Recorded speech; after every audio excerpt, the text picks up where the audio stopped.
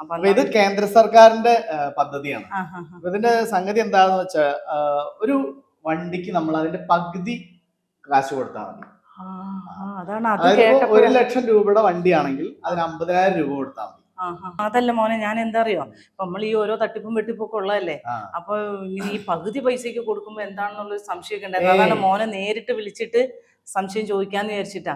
ഒന്നുമില്ല, പറ്റിക്കലും അങ്ങനത്തെ സംഭവങ്ങളോ ഫ്രോഡ് അങ്ങനത്തെ ഒന്നുമില്ല.